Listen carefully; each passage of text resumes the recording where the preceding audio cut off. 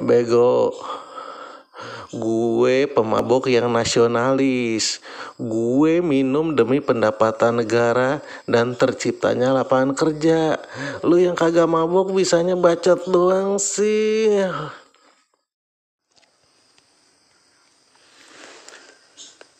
Adegan pertama memperlihatkan pemandangan dari atas kendaraan di mana aku, yang bukan tokoh utama dalam cerita ini, sedang menumpang dalam kendaraan bak terbuka. Tadi, aku menyetop mobil di depan Koramil Tahota yang sedang menuju Manokwari dan aku dipersilakan naik di bak belakang. Sampai aku di Koramil Momiwaren, aku segera mencari sinyal 4G dan numpang V-call di sana sambil cas HP. Sampai saat ini, aku belum bertemu tokoh utama dalam cerita ini. Setelah makan bersama dan selesai V-call dengan si Cinta, aku menunggu truk yang lewat menuju ke arah Tahota. Tepat pada pukul 18.00 waktu Indonesia bagian timur, lewatlah sebuah truk di depan pos dan segera aku stop. Aku hendak menumpang pulang kembali ke Koramil Tahota dari Koramil Momiwaren yang berjarak 50,8 km sesuai jarak pada odometer Sitaka, sang Honda Verja tempo hari. Aku segera naik ke atas bak truk karena di bangku depan samping Pak Sopir sudah ada 3 orang penumpang pemuda asli Papua. Namun, ketika aku sudah berada di atas bak truk, ketiga pemuda tersebut turun dan mempersilakan aku sendirian duduk di depan di samping Pak Sopir. Aku menurut saja walau tak enak hati karena cuma menumpang tetapi dipersilakan duduk di muka di samping Pak Sopir yang sedang mengendalikan truk supaya baik jalannya. Penduduk asli lebih ramah dan lebih murah hati dibandingkan mas-mas yang aku tumpangi tadi saat berangkat. Dan akhirnya, aku berhasil bertemu sang tokoh utama dalam cerita ini. Bahkan, aku duduk di sampingnya. Andreas, begitu beliau memperkenalkan dirinya. Setiap berkata selalu diiringi tawa sehingga wajahnya selalu terlihat ceria. Dan suatu kebetulan, aku ternyata pernah bertamu ke rumah bapak mertuanya di Ransiki tempo hari. Bapak mertuanya seorang pensiunan tentara. Purnawirawan TNI Angkatan Darat. Obrolan semakin mencair diselingi canda tawa. Aku ternyata kaget ketika Bang Andreas mengatakan kalau beliau sudah punya 4 cucu, 2 cucu laki-laki dan 2 cucu perempuan dari putra pertamanya. Padahal wajahnya masih tampak segar, gagah, sebagaimana para pemuda Papua yang kekar dan berotot. Mungkin karena selalu ceria sehingga wajahnya selalu segar berseri. Bang Andreas ternyata punya 2 putra dan 1 putri. Putra pertamanya yang sudah memiliki anak 4 tadi adalah aparatur sipil negara di salah satu dinas di Kabupaten Manokwari Selatan. Putra keduanya sedang mengikuti pendidikan pertama Bintara Prajurit Karil TNI Angkatan Darat di Rindam 3 Siliwangi di Bihbul sana, yang sebentar lagi akan dilantik, yaitu pada tanggal 27 Maret 2021, 26 hari lagi. Putri ketiganya masih duduk di bangku SMP dan selalu meraih nilai terbaik di kelasnya. Aku menyatakan kekagumanku bahwa beliau sukses dalam mendidik anak. Beliau bercerita, walaupun sejak muda beliau berprofesi sebagai sopir truk, dan aku sangat percaya itu dari kelihayannya melibas jalan tanjakan curam yang sempit dan berliku dari arah Momiwaren ke Tahota, beliau selalu menekankan kepada putra-putrinya untuk rajin ibadah, rajin belajar, jauhi rokok, dan terutama jauhi minuman keras. Dan beliau sendiri sampai saat ini tidak pernah merokok, apalagi mabuk minuman keras. Bang Andreas hanya meminum minuman keras pada acara tertentu saja dan tidak akan pulang ke rumah sebelum bau minuman keras di mulutnya hilang.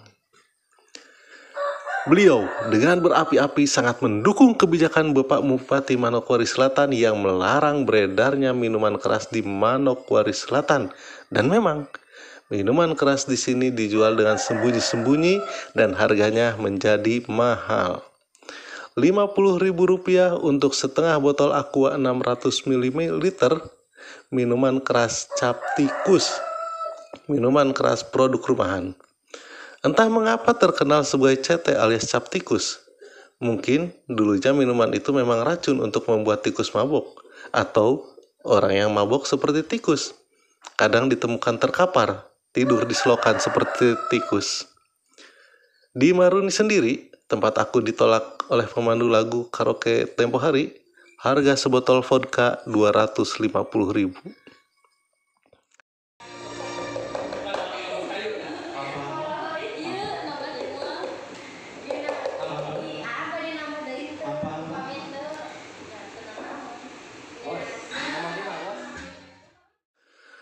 Menjauhi minuman keraslah yang membawa kesuksesan pada keluarga Bang Andreas. Terbukti dari belasan cucu mertuanya, hanya anak-anak Bang Andreas yang sukses.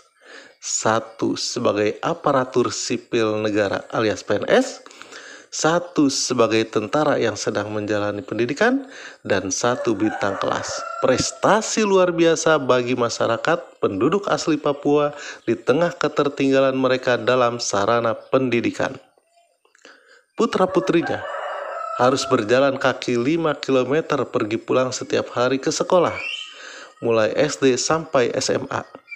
Kecuali putra keduanya saat SMA, yang sekarang sedang melaksanakan pendidikan sebagai siswa Dikmaba PKTNI Angkatan Darat tahun anggaran 2020.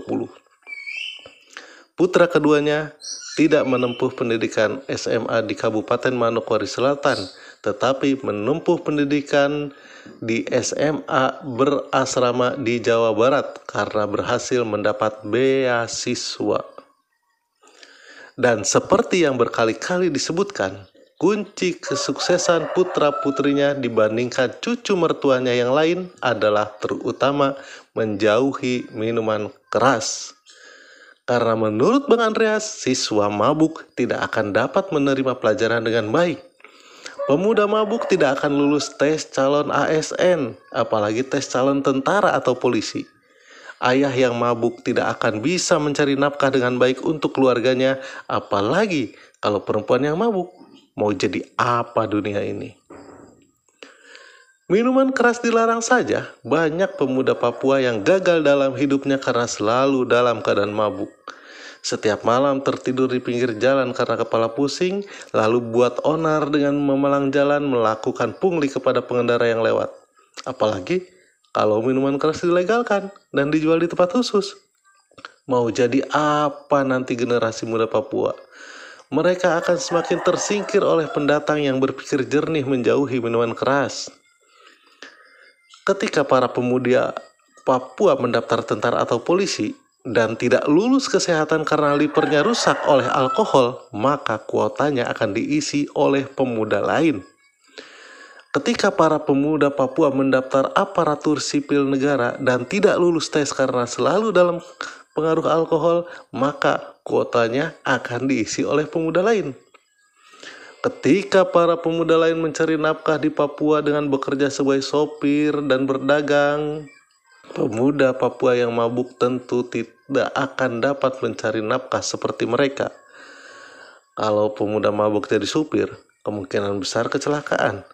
Kalau kecelakaan, minimal luka atau mati. Kalau banyak yang mati, maka habislah generasi Papua yang tanpa program keluarga berencana pun jumlahnya semakin berkurang. Perbandingannya kalah banyak dengan para pendatang. Ketika minuman keras beredar secara legal, maka para pemuda akan dengan mudah membeli dan meminum minuman keras. Lambat laun generasi muda Papua terbiasa mabuk dan akhirnya mereka akan semakin tertinggal. Di saat pemuda di provinsi lain mengejar prestasi dan karir, para pemuda Papua malah asik mabuk dengan minuman keras legalnya. Gara-gara sebotol minuman, engkau jalan sempoyongan. Gara-gara sebotol minuman, engkau tidur di jalanan. Obrolan dengan Bang Andreas terhenti di jalan berlumpur karena harus berkonsentrasi mengendalikan truknya di jalur off-road. Dan kami terguncang di kabin mobil, sempoyongan seperti orang mabuk. Dalam hati kita jadi berpikir, apakah melegalkan minuman keras disengaja untuk menghancurkan generasi muda? Agar generasi muda dari provinsi lain di mana minuman keras tetap dilarang dapat mengambil alih provinsi tersebut? Ibarat negara ini adalah badan kita. Apakah ini persaingan di dalam tubuh kita sendiri untuk saling melemahkan organ lainnya? Provinsi tertentu dilemahkan generasi mudanya dengan minuman keras agar tidak berkembang dan menjadi penonton di provinsinya sendiri, menjadi penonton di negerinya sendiri. Dan beruntunglah generasi Rhoma Irama yang masih mengingat lirik, minuman keras, miras, apapun namamu, tak akan ku minum lagi dan tak akan ku sentuh lagi walau setetes. Dibalas sama pendukung miras. Bego, gue mabok sebagai sumbangsih gue terhadap negara tahu. Ibarat cukai rokok deh. Sakit paru-paru gue adalah demi pendapatan negara dan terbukanya lapangan kerja. Begitu juga dengan maboknya gue, coy. Bego, gue pemabok yang nasionalis.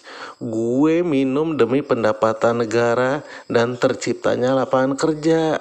Lu yang kagak mabok bisanya bacot doang sih.